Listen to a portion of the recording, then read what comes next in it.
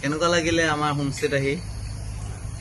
সঁচা কথা মোক দিনতে মানে আহিবলৈ কৈছিলে সকলোৱে, মই মিছ কৰিলোঁ। বাৰ বাৰ ফোন কৰিছে সকলোৱে, তুমি আহি যাওঁ কিনে আহি যাওঁ কিনে। মই পলাশদাৰ ঘৰত আছিলোঁ, মই এতিয়া আহি পালোঁ। মোৰ আহি পোৱাৰ পিছতে পৰিৱেশটো ইমান ধুনীয়া, বহুত ভাল লাগিল। আৰু লগতে একদম নিজৰ ঘৰৰ নিচিনা। এতিয়া আহি কিনে মই মাছৰ কণী ভাজি বনালোঁ, পিঁয়াজ বিলাহী আৰু কেঁচা জলকীয়া দি। লগতে আইটেম আছে বেঙেনা ভাজি, এইটো অমিতা বনাইছে আহি, আৰু দাদাই আমাকে বহুত হেল্প কৰিছে। লগতে এটা কণী পোচ, মানে ডিম পোচ খাই মই বহুত ভাল পাওঁ। লগতে মাছ ভাজি আছে, আৰু এই মাছটো আমাৰ ধলপুৰ হোমষ্টে হয়নি, তো ধলপুৰ হোমষ্টেৰ একদম লোকেল পুখুৰীৰ মাছ।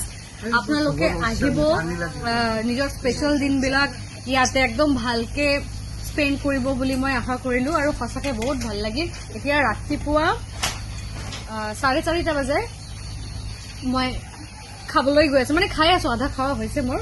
বহুত ভাল লাগিছে, থেংক ইউ দেই, বহুত ভাল লাগিল, থেংক ইউ ছ' মাছ। কিবা ক'বা? মনো কি ক'ম, ভাল লাগিছে আহিলে যে, ইমানখিনি মৰম দিয়াৰ কাৰণে ন, বহুত ধন্যবাদ। আৰু কিচেনত আমি একেলগে বহুত টাইম স্পেণ্ড কৰিছোঁ, বহুত ভাল লাগিছে, একদম নিজৰ ঘৰৰ নিচিনা। মানে সঁচাকৈ কথাটো পূৰণ হ'ল, হোমষ্টে বুলি ক'লে। Thank U.